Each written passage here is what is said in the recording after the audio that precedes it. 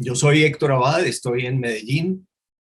Acabo de terminar de leer esta novela, esta gran novela, me atrevo a decir, La Tierra de la Gran Promesa, eh, que tengo el honor de presentar hoy con su autor, Juan Villoro, que nos acompaña desde la Ciudad de México. Es muy fácil no presentar un libro. Uno se hace el enfermo, se hace el tonto o cualquier cosa. Y eso es lo que yo hago habitualmente cuando un libro no me gusta. Pero en este caso me gustó, no solo me gustó, sino que me gusta muchísimo. Es un libro que me tiene rondando en la cabeza desde hace muchos días. La lectura la terminé y como pasa con algunas películas que uno las quiere ver de nuevo casi enseguida, pues no lo volví a leer todo, pero sí lo volví a empezar. Y estoy entonces encantado de conversar con Juan Villoro sobre La Tierra de la Gran Promesa, sobre esta novela. Juan, buenos días, encantado de saludarte. Qué gusto, querido Héctor. Muchas gracias por tenerme aquí y por todo lo que acabas de decir, y un abrazo grande hasta Medellín.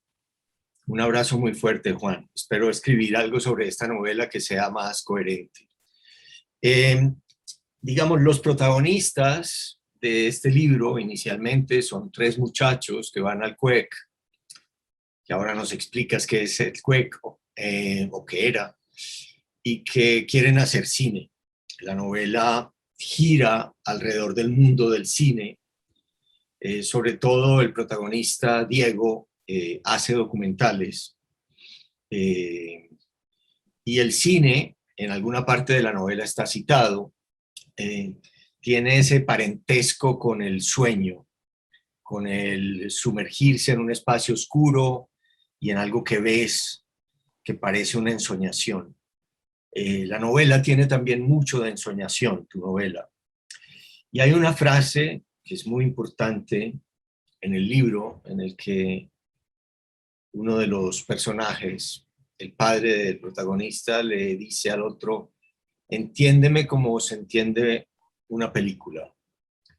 De algún modo esta novela uno la entiende o trata de entenderla como se entiende una película o como se entienden varias películas.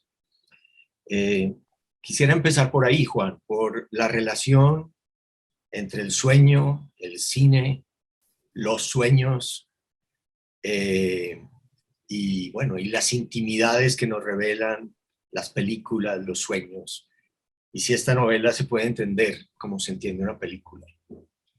Es un planteamiento muy sugerente, Héctor, por diversas razones. Fíjate que el primer impulso para escribir esta novela, sin que yo supiera que se iba a tratar de un texto extenso, fue una invitación que recibimos distintos escritores para escribir el capítulo de una serie que tendría como tema común el sueño. El único requisito era que el protagonista se relacionara con un sueño, que comenzara durmiendo y terminara despertándose, aunque lo que ocurriera no necesariamente tuviera la textura de algo soñado.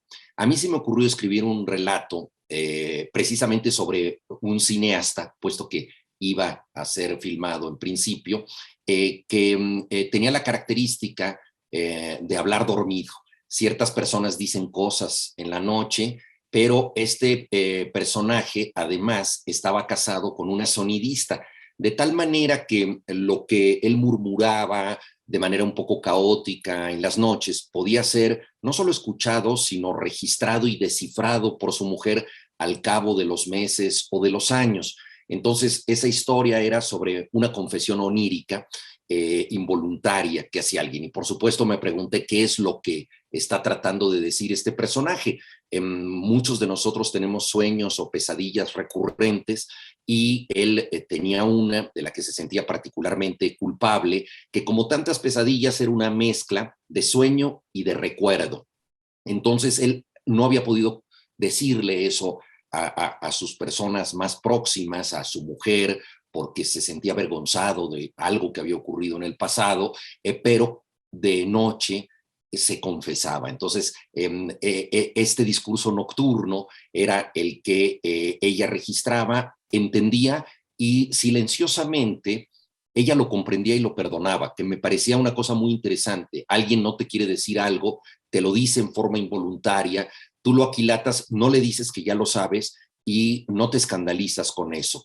Sigues queriendo a la persona a pesar de ese gabinete oscuro que lo tortura y que está en su mente. Este fue el origen remoto de la Tierra de la Gran Promesa.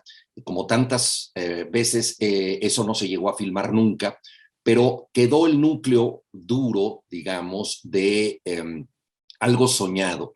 Y cuando pensé en expandir la historia, preguntándome cuál era el relato diurno del personaje, qué hacía cuando no estaba soñando, me pareció también muy sugerente que él, siendo un documentalista, pretendiera tener control sobre la realidad y de manera inadvertida, al creer que estaba siendo un testigo objetivo de los hechos, se daba cuenta de que en realidad estaba siendo manipulado por las circunstancias o se estaba metiendo en una encrucijada en donde en vez de ser un testigo, se convertía en un delator porque él se ha dedicado a hacer documentales en zonas de alto riesgo, tiene la oportunidad de ir a una casa de seguridad a entrevistar a un capo del narcotráfico. Entonces, en este medio, creyendo documentar una realidad, está actuando de manera muy parecida a como actúa en el sueño. Entonces, era una investigación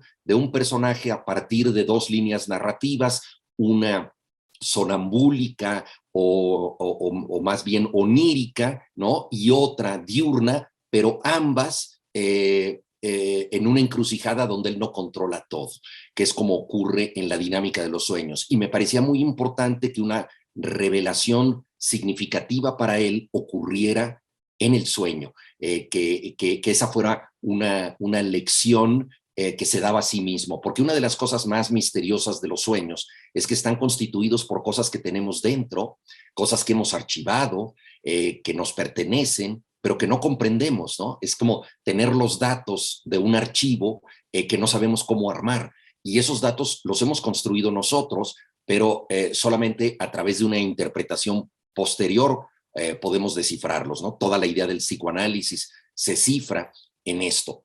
Entonces, me pareció que había que combinar pues el sueño con una realidad muy cruda, muy dura de un documentalista que está registrando zonas de violencia y en donde elementos ajenos están afectando su vida. Y lo que tú comentas, y perdón por alargar la respuesta, pero es que es muy sugerente y tiene muchos ángulos, ¿no? Es justamente el hecho de cómo poder entender a alguien como si esa persona también fuera parte de una película. A veces nos distanciamos nosotros y comprendemos la realidad de una manera mucho más incluyente y plena cuando no estamos incorporados en ella. Entonces vemos una película y nos parece comprensible y verosímil eso, pero si nosotros estuviéramos incluidos en esa película, quién sabe qué pensaríamos, ¿no? Yo tenía una tía que era muy aficionada al arte, escribió incluso un libro de historia del arte y era muy conservadora, detestaba la homosexualidad, pero por ejemplo, al ver una película como La agonía y el éxtasis, que trata de Miguel Ángel, entendía perfectamente, con ese distanciamiento que te da el arte, que Miguel Ángel, para expresar su sensibilidad, pasara por la homosexualidad sin que eso fuera un asunto sancionable, ¿no? Entonces, comprendía a Miguel Ángel en una película, no a sus seres queridos que pudieran hacer lo mismo en la vida real. Y ahí, inevitablemente, tengo que acudir a tu propia obra, querido Héctor, porque recientemente vi la película de Fernando Trueba, El olvido que seremos.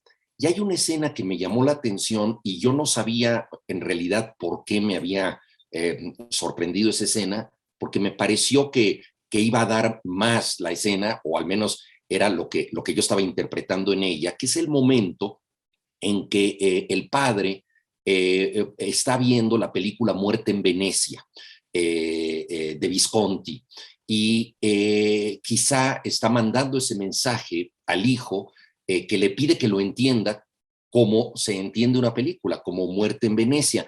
Y yo dije, bueno, le comenté a mi esposa, ¿por qué no desarrolla más esto? Es una película que me gustó mucho y en realidad no es necesario en lo fundamental para la trama de la película y siempre el cine tiene que acortar muchas escenas, pero me quedé con eso y quizá también un impulso remoto para escribir esto provino de tu propia novela, porque en la novela sí queda más claro el hecho de que el padre quiere poner un precedente cinematográfico para que el hijo de manera compleja pueda entender una circunstancia que tiene que ver con la de amar a otro hombre.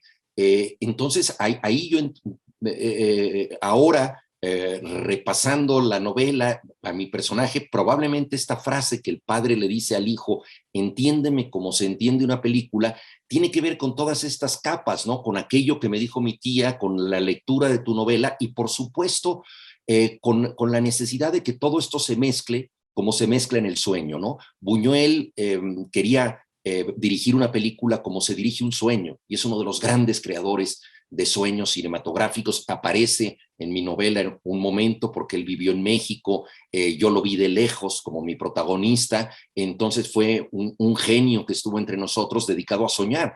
Entonces me pareció interesante pues articular todo esto.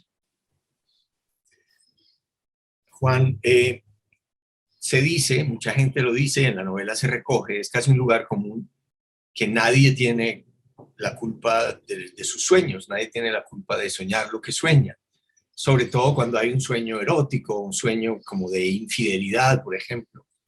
Nadie es culpable de sus sueños. Pero la sonidista, la semilla de tu novela, y la sonidista también ya de tu novela, empieza a grabar las palabras que dice mientras está dormido el documentalista. Y eso en un primer momento es, bueno, esto es como leerte el correo, esto es como mirarte el WhatsApp, es una invasión. ¿Uno es culpable de sus sueños? ¿Este hombre es culpable de sus sueños o no? Porque, bueno. En los sueños comienzan las responsabilidades. Hay un famoso relato norteamericano que tiene este título y la verdad es que parte de lo que nosotros soñamos es construido voluntariamente. A veces necesitamos, queremos soñar ciertas cosas. De ahí que nosotros digamos, esta es la mujer de mis sueños, ¿no? O este equipo de fútbol es el de mis sueños. Es decir, ese anhelo que nosotros voluntariamente estamos formulando. Pero lo más interesante de lo que ocurre mientras estamos dormidos son estas sorpresas que nos damos a nosotros mismos. De repente en el sueño estás casado satisfactoriamente con una persona que en la vida real no te interesa nada y sin embargo en el sueño es muy importante para ti. Se trata de una posibilidad alterna de la vida que no necesariamente aceptas en la realidad y que no necesariamente deseas. Y por supuesto, en el caso de las pesadillas, es algo que no quieres tener y que sin embargo te persigue. Y mi personaje básicamente está perseguido por un recuerdo que él no quiere tener. El olvido tiene un efecto de sanación al que él no puede acudir y luego cuando se empieza a liberar de esta pesadilla, comienza a tener otro sueño recurrente, ese sí voluntario, pero que lo acaba avergonzando más porque empieza a tener una especie de relación amorosa con una mujer que proviene de la publicidad, es una actriz, una modelo, pertenece a las tentaciones del medio ambiente, y entonces él dice, caray, qué vulgar soy, he cedido a la seducción publicitaria, la he introducido en mi inconsciente y ahora en vez de estar aterrorizado por mi recuerdo, estoy siendo rehén, ¿no?, de las tentaciones de mi época que llegan en la forma de esta mujer de los sueños que todo mundo quisiera tener y entonces, lejos de ser una superación, eso se convierte en una banalización de lo que tienes dentro. Entonces, yo creo que en efecto todos nosotros debemos tener una especie de cuarto privado en donde somos raros, ¿no? Y debemos tener derecho a una zona experimental que incluso nosotros mismos no conocemos. Por eso la invasión total que se da muchas veces al revisar las cuentas de correo electrónico o de WhatsApp, en realidad es entrar en ocasiones a esa zona que incluso nosotros mismos no acabamos de formular. Mandaste un emoticón, no supiste bien por qué lo hiciste, o lo recibiste y no entiendes lo que significa, y eso puede comprometer toda tu vida. Entonces, esta policía que tenemos nosotros ante los muchos medios informativos que nos rodean ha invadido las relaciones familiares y la vida privada, y es un poco como si alguien pudiera entrar en nuestra cabeza mientras soñamos, y ahí podría ver pues que no somos ejemplares, pero para eso sirve el sueño. El sueño es un borrador de la vida que afortunadamente corregimos y desechamos al despertar. Cambiando un poco apartándome del sueño, quiero referirme como a dos realidades que hay también en la novela, mejor dicho, dos países. Está en México y está España, o está Cataluña, está Barcelona. De alguna manera, Diego, el protagonista, tal vez hubiera querido hacer documentales como más normales, ¿no? Sobre los locandones, sobre los curas rebeldes de Cuernavaca. Iván Illich tiene una tendencia a hacer documentales, no sé, como de simple comprensión, inteligencia de la realidad. Y cuando va a Barcelona, pues propone uno que es el cansancio de los matemáticos. Pero su destino latinoamericano, para decirlo con Borges, lo obliga a meterse en ese otro mundo del narco, de las masacres, de las violencias, de los capos mafiosos. Y es ahí donde aparecen elementos, bueno, que llevan a la novela a convertirse casi en una novela negra, y llevan la vida de este joven, ya no tan joven al final, a volverse una pesadilla. Esto tiene que ver, bueno, con la carretera a Cuernavaca, pero también con el hecho de que vive en un país que inevitablemente, como el mío, la violencia nos salpica. Por mucho que intentemos dedicarnos al cansancio de los matemáticos, o a los curas rebeldes, o a los locandones, o a otras cosas. Sí, bueno, México y Colombia compartimos trágicamente esta situación de violencia que ha determinado pues todo lo que somos, ¿no? Y el personaje, cuando se va a Barcelona, lo hace tratando de escapar de la violencia. Hay un elemento autobiográfico en ello.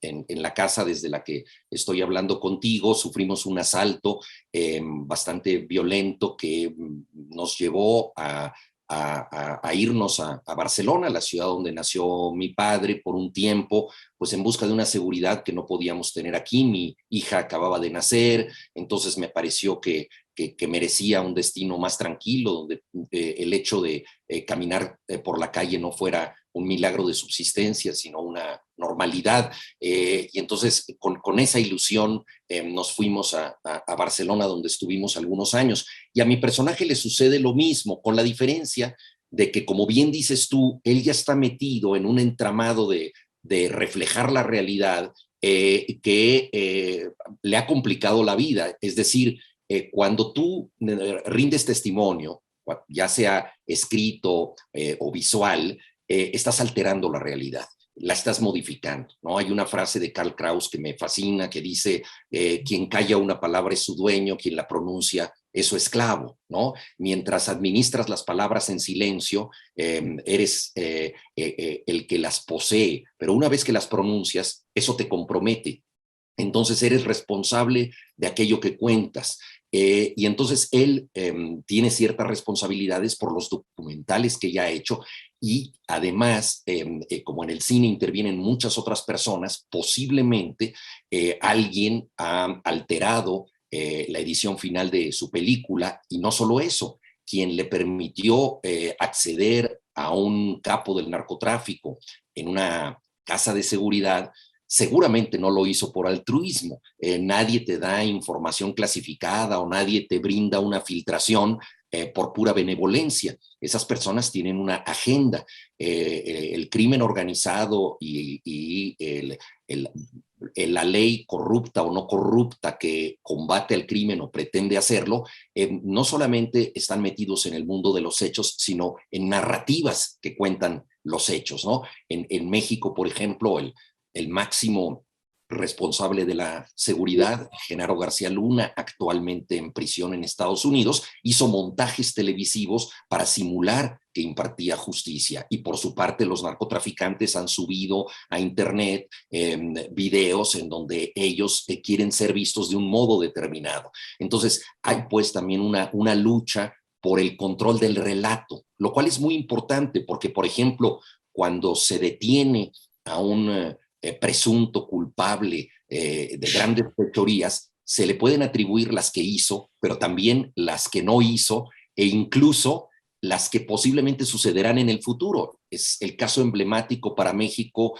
es el del Chapo Guzmán, que en cuanto fue detenido por última vez, también él está en Estados Unidos, se dijo tiene negocios complicadísimos en 40 países, entonces es como el patrón del mal, para usar la frase que se le atribuye, que se le endilgaba o se le decía a Escobar en Colombia, en el sentido de que todo lo que ocurría provenía de él, era como un maligno mago de Oz, y esto resultó muy conveniente para sus competidores en el delito y para sus cómplices en el gobierno, porque entonces él era ya la única persona a la que había que responsabilizar de todo. Y ahí también hay una lucha de narrativas. Si él es el culpable de todo, otros impunemente pueden seguir haciendo lo que hacen. Entonces, mi personaje, sin darse cuenta, entra en esto. Más que el tema del narcotráfico, porque la novela no trata de eso, me interesaba justamente cómo construimos una narrativa, a quién respondemos cuando lo hacemos, cuáles son los límites, hasta dónde nos responsabilizamos, qué tanto controlamos nuestros recursos, que es finalmente algo decisivo en nuestro oficio. Sí, porque algo muy interesante es que él, intentando ser notario, casi notario como su padre, sin darse cuenta, notario de la realidad, cree estar haciendo un trabajo objetivo y no sabe que a lo mejor sin darse cuenta está siendo simplemente el vehículo de otros para revelar ciertas cosas. Y eso hace que la novela sea mucho más compleja, también en los términos de buenos y malos y del bien y el mal. Hay un momento en el que se cita una frase de Fausto sobre el diablo, de no sé qué Fausto, que dice: soy esa fuerza que siempre quiere hacer el mal y acaba provocando el bien. El mismo antagonista del protagonista, Adalberto Anaya, que parece una odiada fuerza del mal, uno nunca acaba de saber muy bien si esa fuerza del mal, esa némesis del protagonista, es un malvado o es una víctima o qué es. Entonces, Sí, esa ambigüedad le da a la novela una profundidad que es la que hace que los lectores estemos fascinados. no, pues muchas gracias. Fíjate que me parece muy interesante al trabajar una figura antagónica, no pensemos en categorías absolutas del bien y del mal, sobre todo en momentos como el que padecemos en casi todos los países del mundo, de extremas polarizaciones, donde se ha simplificado la valoración ética en extremos de blanco y negro, una dinámica binaria muy parecida. Maniquea totalmente, sí. Exacto, maniquea y muy parecida a lo que te pide un recurso como dar un like, por ejemplo, o sumarte a una condena o un linchamiento en redes sociales, ¿no? Esta respuesta binaria, ¿no? De no argumentada ni matizada, sino simplemente estoy a favor o estoy en contra, punto, ¿no? Esta circunstancia yo creo que vale la pena que se vuelva más compleja, porque en efecto mi personaje tiene una persona como némesis, como bien la llamas, que de algún modo es primero para él una persona que él aprecia, ¿no? Porque es un periodista que se ha metido en zonas duras de la violencia mexicana, que conoce muchas cosas y que lo ayuda a hacer documentales. Entonces, primero es es un colega con el que trabaja. Luego resulta que este colega parece tenerle resentimiento, sentirse un poco al margen y aparentemente quiere perjudicarlo, pues por las tensiones que hay de quién es el dueño de la verdad. O sea, lo que me importa es que yo como periodista voy a decir la noticia importante y no quiero que tú como documentalista te me adelantes. Entonces empieza una oposición y luego se va revelando que esta persona pertenecía a su pasado, como suele ocurrir en muchos de nuestros destinos, que alguien nos recuerda y nosotros no lo recordamos, ¿no?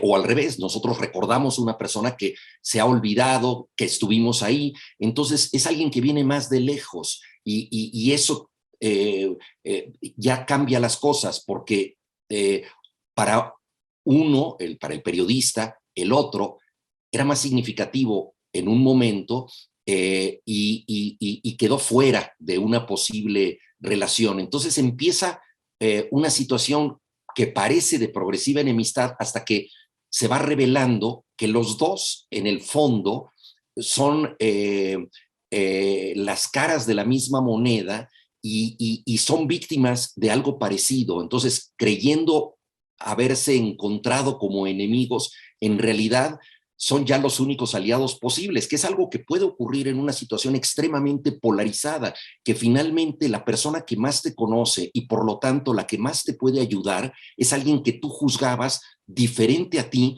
pero que sin embargo, estando en la misma circunstancia, se encuentra ante un predicamento idéntico al tuyo y de pronto ese presunto enemigo es en realidad tu cómplice posible, ¿no? En una situación como esta, y lo dice la novela simplificando todo esto, el único que te puede ayudar es tu enemigo. Así de jodida está la cosa. Juan, la novela, me parece a mí, de algún modo tiene tres principios. Uno que nos acabas de revelar, que es ese origen en la semilla del sueño.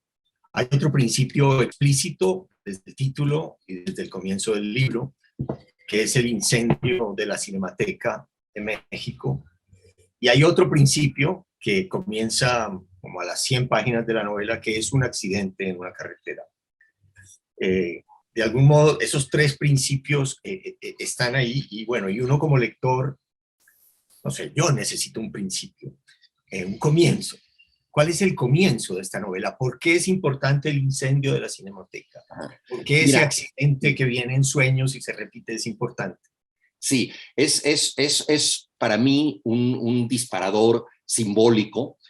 No necesariamente es el disparador de la trama, pero sí es de algún modo la metáfora que explica todo. En 1982 la Cineteca Nacional ardió en llamas. No se sabe si por descuido de las autoridades o por un atentado, como suele ocurrir en México. Nunca se conoció quién había sido el responsable, cuántas personas realmente murieron o quedaron heridas, etcétera. Ahí ardió el gran acervo de la cinematografía que había en México y para mi generación fue como el fin del cine. Todo eso entró en combustión. Mi protagonista, Diego González, está justamente en el CUEC, la Escuela de Estudios Cinematográficos, cuando ve las llamas y siente que es su oficio mismo el que se calcina. Fue una época también en que se suprimieron apoyos al cine independiente, de modo que esa generación a la que yo pertenezco tuvo enormes dificultades para hacer cine. Y a mí me pareció que como tantos sucesos no resueltos en la vida mexicana, este incendio de la Cineteca iba a seguir ardiendo con el tiempo. O sea, algunas cosas seguirían llegando por ese fuego, ¿no? Es como si se calcinara a fuego lento la historia.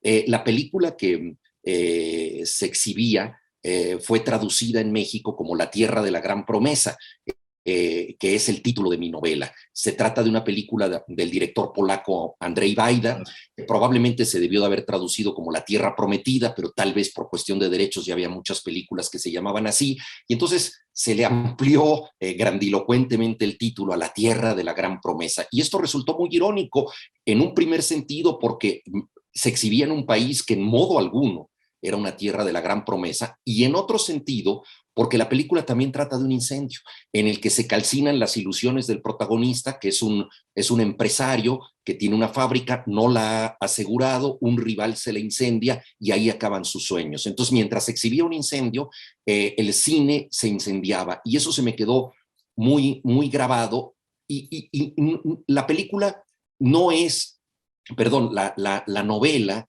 no es la indagación de lo que ahí pasó, pero creo que esa metáfora sirve, ¿no? Para entender que hay un fuego que consume las cosas, y ese fuego es el de la historia, ¿no? Walter Benjamin decía que el progreso es un vendaval que arrasa con todo. Bueno, la historia latinoamericana es un incendio, ¿no? Y entonces, en ese sentido, creo que es como la señal metafórica de lo que va a ocurrir, y por eso entre capítulo y capítulo hay reflexiones que tienen que ver con el fuego. Otro tema que hay y que tiene que ver con el segundo principio al que me referí es el de la culpa y la inocencia, ser culpables o ser inocentes. Hay un personaje maravillosamente retratado, un catalán, Jaume, que, bueno, que se aprovecha de ese momento en el que el cine mexicano alternativo de los jóvenes no recibe apoyos, y él recibe apoyos al mismo momento, y al parecer se enriquece mucho de esos mismos que no están apoyando al cine, al cine alternativo.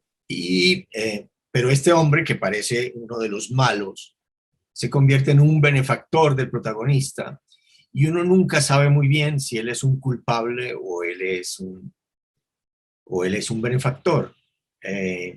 Y tampoco el protagonista sabemos muy bien de qué es culpable, si es culpable de un acto o simplemente es culpable de una mentira o es culpable de una cobardía, pero, pero él carga con eso de no saber bien si es culpable de esa cobardía, si es culpable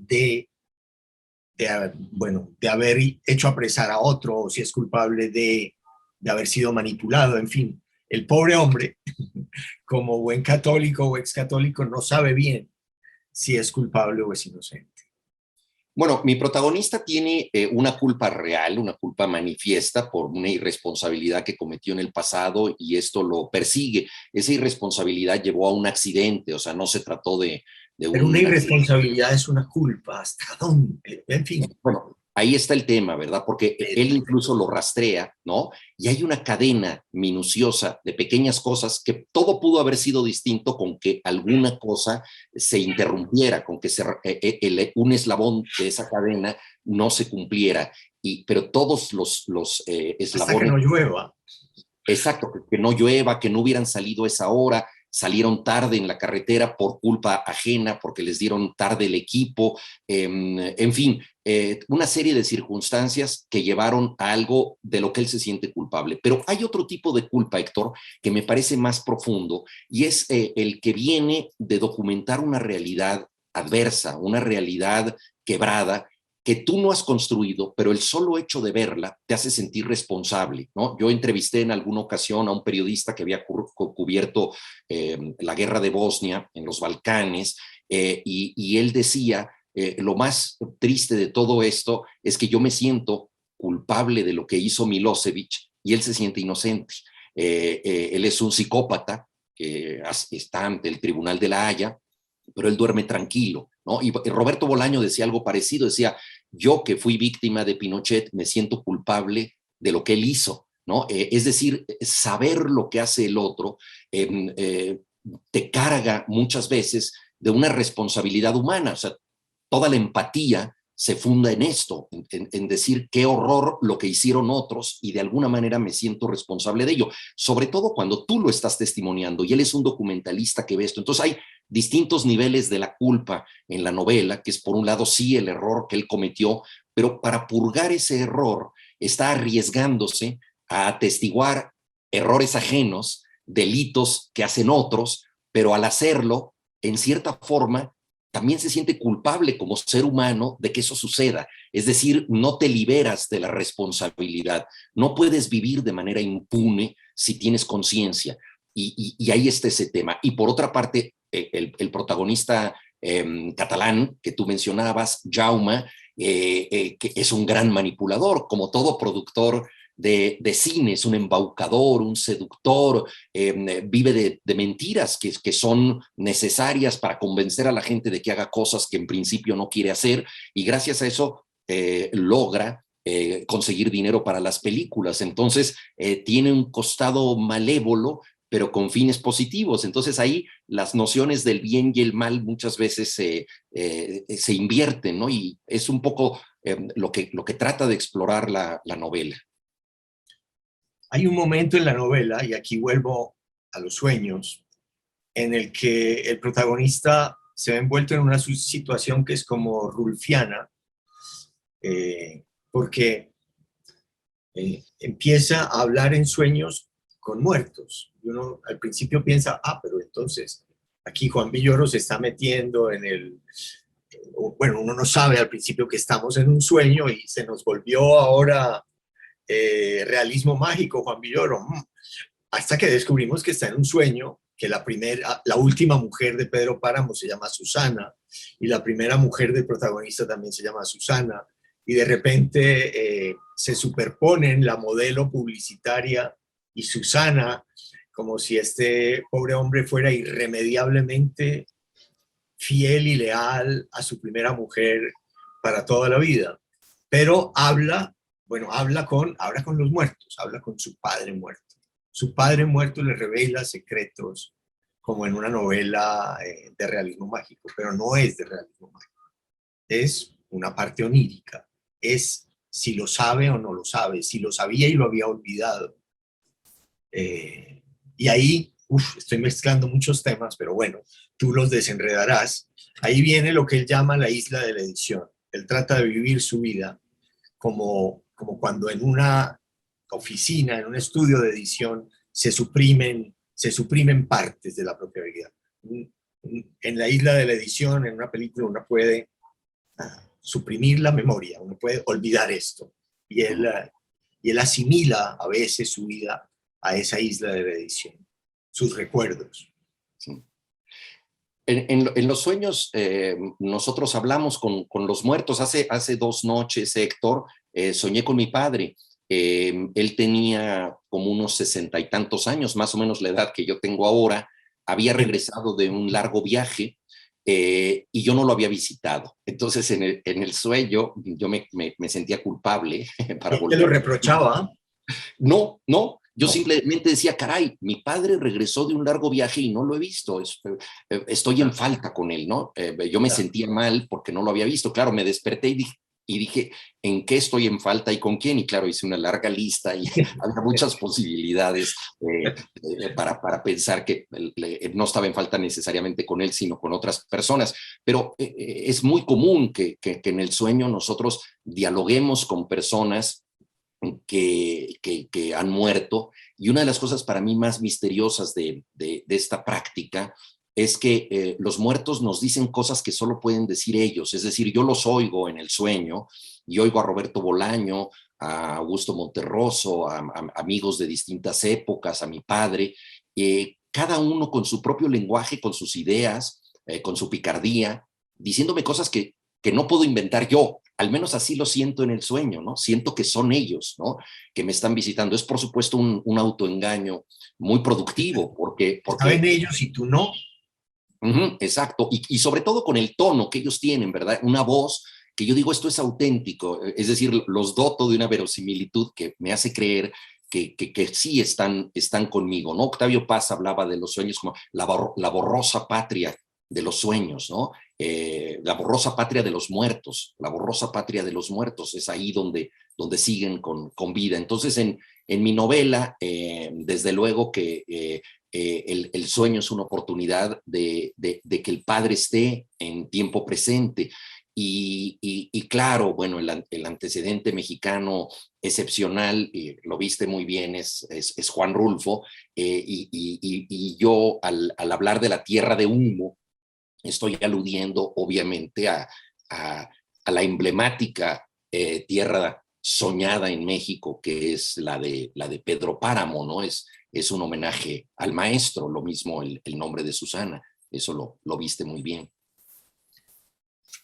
No tenemos mucho más tiempo, pero quisiera referirme ahora a algo más y es eh, tal vez la única demostración de la inocencia del protagonista se la da a su viejo profesor Rojo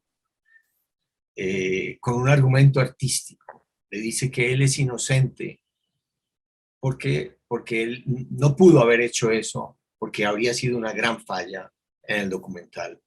Es un argumento artístico que él mismo dice, esto ante un juez no vale nada, pero de algún modo él está diciendo algo precioso, que es casi la conclusión con la que él puede volver a Barcelona, o sea, ocuparse de los matemáticos cansados o de su hijo o de la mujer a la que adora en ese momento.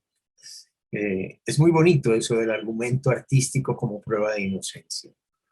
Eh, no sé si seguramente nos puedes decir algo sobre eso. Sí, a mí qué bueno que lo señalas, porque el maestro le revela que él no es culpable de haber perjudicado su propia película, que él es incapaz de hacer un montaje como el que alguien más hizo. En el cine hay estas secuencias sin palabras, que son los llamados momentos muertos, que no siempre son fáciles de manejar porque aparentemente no está sucediendo nada, ¿no? De ahí que se llamen momentos muertos y que me parece también muy revelador. Y volviendo a lo que comentabas antes, ¿no? ¿En qué medida esos momentos muertos tienen, digamos, otra manera de estar vivos, ¿no? Y entonces la razón estética que encuentra el maestro es decirle, mira, a fin de cuentas, yo sé que tú en la gramática del cine eres incapaz de cometer ese error. Y yo creo que la gramática del arte es una forma de la ética, es ponerle un orden al caos, es crear una estructura en donde el mundo adquiere un sentido que no tiene por sí mismo, ¿no? Entonces esto, digamos, lo que hace, por ejemplo, Dante para hablar del infierno, de, del paraíso, del limbo, las distintas partes de la Divina Comedia, todo esto sigue un entramado perfectamente estructurado al modo de una novela. Es un gran poema torrencial con una estructura narrativa, con capítulos perfectamente calculados. Ese marco en el que ocurre el hecho estético, esa arquitectura perfecta, está imponiendo un orden para hablar del inframundo y del paraíso que solamente le compete al arte, ¿no? Entonces yo creo que la lección moral del arte es estética y eso es a lo único a lo que podemos nosotros aspirar, ¿no? Que en un mundo descompuesto, mal hecho, que no tiene causa aparente ni sentido alguno, nosotros inventamos un orden, ¿no? Y esa armonía es la única lección que podemos hacer. Y como bien dice el maestro Rojo de mi protagonista, dice, esto no te va a exonerar ante un tribunal, pero te exonera ante tu maestro y eso es lo más importante. Eso me lleva tal vez a lo último y es, eh,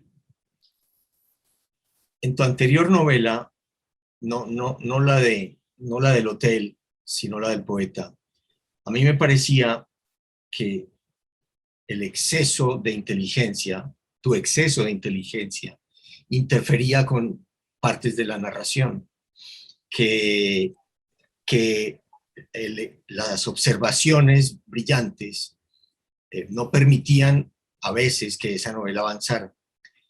En inglés se dice bruto como un pintor, porque tal vez el exceso de inteligencia en ciertos pintores puede ser una interferencia total en su estética visual, en su capacidad de ver con imágenes y colores.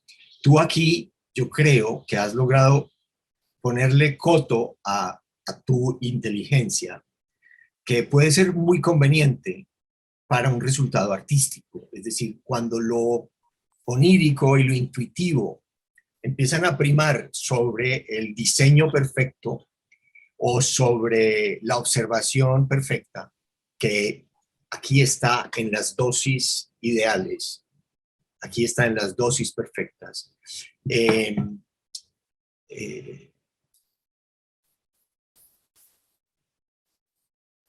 Creo que me perdí porque no soy tan inteligente. No, pero yo Lo que entro ahí. no, lo que quiero decir es que si uno no se aparta en algún momento artístico, en una novela, en una película, en una obra musical, en un cuadro probablemente, si no se aparta de lo que nos hace humanos muchas veces, que es nuestra racionalidad, el resultado puede ser menos satisfactorio. Sí, hay una tensión fascinante entre razón y pasión cuando escribimos, ¿no? Tienes que poner en juego pulsiones que tienes dentro y que deben expresarse con total espontaneidad, y al mismo tiempo tienes que tener control de los materiales. Hace un momento yo hablaba de un ejemplo supremo, la Divina Comedia, ¿no? En donde en infierno, purgatorio y cielo o paraíso, ¿no? Hay una arquitectura perfecta, hay un cálculo de cuántos versos, cuántas estrofas, es decir, hay un diseño matemático perfectamente estructurado. Y sin embargo, en esa especie de presidio que se ha puesto a sí mismo Dante, logra una libertad expresiva, rimada además, extraordinaria. Entonces, yo creo que el arte es el hecho de tratar de encontrar un obstáculo racional para ser libre dentro de ese presidio. Se escribes un soneto y estás en las rejas de esos versos, pero gracias a la imposición que te pone la métrica, la rima, logras resultados que no obtendrías por otra vía. Entonces, ¿hasta dónde enfrías o perjudicas la espontaneidad de una narración con la inteligencia narrativa o con, digamos, las reflexiones que distraen al lector y hacen que no se deje llevar por eso, ¿no? Entonces hay escritores como Thomas Mann, por ejemplo, que por momentos nos interesa más por lo que están reflexionando que por lo que le pasa a sus personajes. De pronto sientes que se pierde un poco el hilo del personaje porque él ya el ensaísta gana, sí, el ensayista. Exacto. Da una conferencia sobre la dodecafonía, ¿no? En Doctor Faustus, por ejemplo, o el capítulo sobre Hamlet en el Ulises de Joyce, que es toda una disquisición. Así, entonces, bueno, es un albur, es un riesgo hasta dónde reflexionas demasiado al hacer una novela o hasta dónde, siendo absolutamente espontáneo, no incluyes ciertas ideas. Y, por supuesto, se trata de una cuestión de equilibrio, ¿no? Tú decías en El Testigo, sientes que de pronto las reflexiones hacen que la trama no te gane tanto y quizá en esta novela las reflexiones están más al servicio de lo que sucede. No lo sé, yo soy el peor juez de ello, pero lo que sí puedo decir es que es una tensión que me fascina, o sea, me interesa la literatura que piensa y sobre todo me interesan las ideas que solo pueden surgir a través de la literatura, porque ahora que se habla de géneros híbridos, en ocasiones yo encuentro que hay ensayos incrustados en las novelas que no tienen mucho que ver con ellas, ¿no? Lo realmente rico es pensar en la novela como solamente se puede hacer en una estructura narrativa, o sea, llegar a ideas que no puede producir un ensayo, ¿no? Milan Kundera, por ejemplo, que tiene novelas muy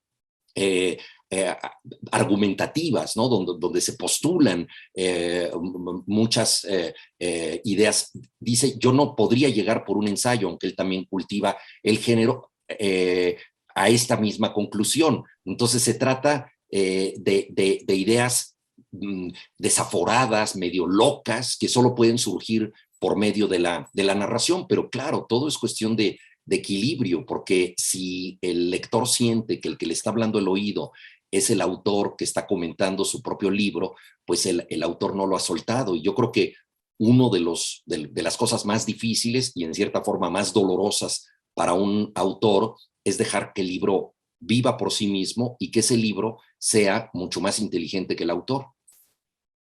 Y que esté fuera de él mismo también, y fuera de su misma experiencia y psicología. Claro, y que diga cosas en las que no cree el autor. Yo creo que eso es fascinante, por ejemplo, en Dostoyevsky, que presenta a los anarquistas que él despreciaba de tal modo y en forma tan convincente que le das la razón al personaje y no a Dostoyevsky. Entonces, que una novela pueda decir cosas contrarias a las... O Tolstoy, que detestaba el adulterio, y eso lo señalaba Kundera, y a pesar de detestar el adulterio, sus adúlteras resultan fascinantes. Una cosita formal, para terminar con algo formal. A mí siempre, cuando publiqué mis diarios, me preguntaban una y otra vez por qué algunas frases iban en rojo. Yo no sabía muy bien qué explicar. Los capítulos empiezan con 1 o 2 páginas en itálicas o en bastardillas. ¿Por qué? Bueno, quizá tiene que ver con lo que comentábamos antes, porque esas hojas sueltas son como pensamientos o apuntes que podrían estar en el marco de la narración o no, y son reflexiones un poco al margen, ¿no? Que tienen que ver con asuntos vinculados con la novela, como el fuego, por ejemplo, la importancia cultural de los incendios, la alquimia, transformaciones filosóficas que se logran a través del fuego, etcétera. Entonces, El bueno, el chantaje de la intimidad, sí, el chantaje de revelar tu intimidad para ocultar exactamente. las culpas. Sí, entonces, bueno, me pareció que era interesante como poner como notas un poco al margen, ¿no? Ciertas reflexiones que solo el lector puede conectar con la novela a su manera, es decir, hay muchas formas de conectar estas ideas sueltas con la novela que está ocurriendo, ¿no? Entonces es un poco como dar la oportunidad de que el lector encuentre asociaciones por sí mismo, sin que yo interprete mi propia novela. Entonces ahí son pasajes sí un poquito más ensayísticos o lúdicos que tienen que ver con los temas de la novela sin aludir siempre a lo que ahí ocurre. No sé, me pareció que era como recordar que hay un mundo más allá de la novela en donde las cosas se pueden interpretar de otra manera. Bueno, pues yo creo que aquí podemos dar por terminada esta conversación que va a ser para los lectores de la lengua.